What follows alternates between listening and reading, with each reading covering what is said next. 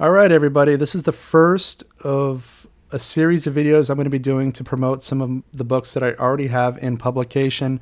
I'm just going to ramble for a little bit about each one separately. So this first one will be about my book, Objects and Giants, but these are all the books I have in publication. Okay, so Fritz, Reflecting on Whatever's Clever, Squatterism at High Noon, Objects and Giants, and The Violin Diary. And today we're focusing on Objects and Giants because Objects and Giants was an important work for me. I found my voice while writing this book, and it's one of the more meaningful pieces to me. It's basically about a male model, well, an aging male model who he's kind of aging out of his profession. He has to go back to his hometown in Massachusetts to deal with his father's impending death.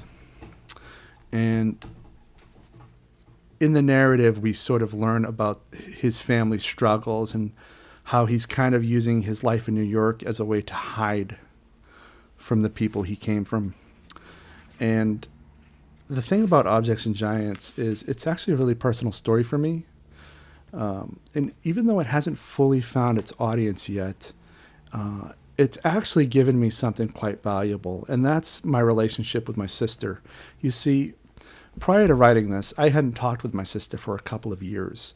And we'd had an on and off again thing because, like, we're siblings, we fight.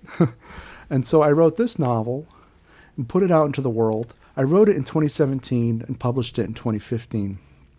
And somehow my sister managed to get a copy of it.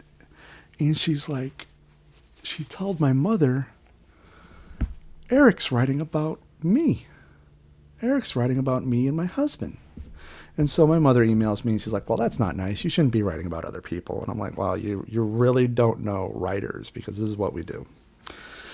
And then a couple weeks after I got that email from my mother, Melissa, my sister, actually reached out to me. And she goes, I don't know what Mom told you, but I think this is the best thing you've ever written, and I think you should keep at what it is you're doing here. Keep developing this.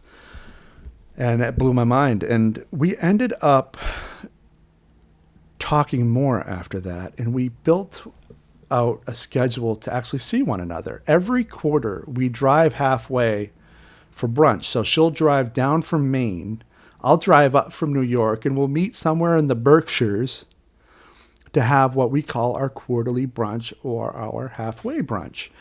And it's interesting too, because this thing is, for no reason whatsoever, I set this story in the Berkshires. So we are literally in the area where this story is set because that's the halfway point between where we both live, me in New York City and her in Maine. And I don't know, I guess if it never finds its audience, it gave me my relationship with my sister, which has gone on in my adult life. This is the longest it's gone on, and I think that's really meaningful. And I would love it if you guys picked up this book and let me know what you think, because for some reason I can't get it into people's hands, and I don't know why. It's very short. It's a very quick read. It's energetic. It is a first-person, present-tense stream of consciousness narrative. And so there's a lot of energy to it. And it's a deliberate energy.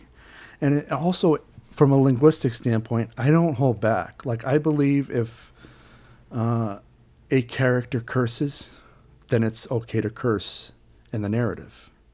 You know what I'm saying? So this particular character is messed up. And so the way he talks is kind of messed up. For example, I'm going to read you the opening paragraph. And you're going to get the vibe of this particular character just from this opening paragraph. He's highly judgmental, and his observations of the world are super specific. So judgmental and specific, especially as it concerns attire, people's clothing, because of course he's a male model, which, by the way, I'm not a male model. I'm not an aging male model at all. Again, it's a work of fiction. I'm just an aging male. That's it. But I am writing from a fictional standpoint here. So this is the voice of the aging male model that I conjured up. Some fucked up bitch delays the train. Half drunk and reeking of human putridity, the floozy's on her way to a hangover, and everything about her is pleading for a kick to the third rail. She slides into the role of martyr as she escalates her dispute with the conductor over some triviality. The motorman has been pulling a double since last night and is having none of it. He insists we wait for police action. Assaulting a train conductor is a felony, and they're out to make an example of her. It's not so much the nudge on the shoulder they're pissed about, but her disposition. So that sort of gets the energy rolling. The attack line and setting up the scene, and basically he's commuting to work. Yeah, he's on the subway in New York City commuting to work. And you can expect this sort of energy throughout the whole book. Yeah, Objects and Giants. I wrote it in 2014, published it in 2015, and it is available via Amazon in paperback and in Kindle. I don't remember what the word count was, but it's 155 pages, and it's pretty spaced out.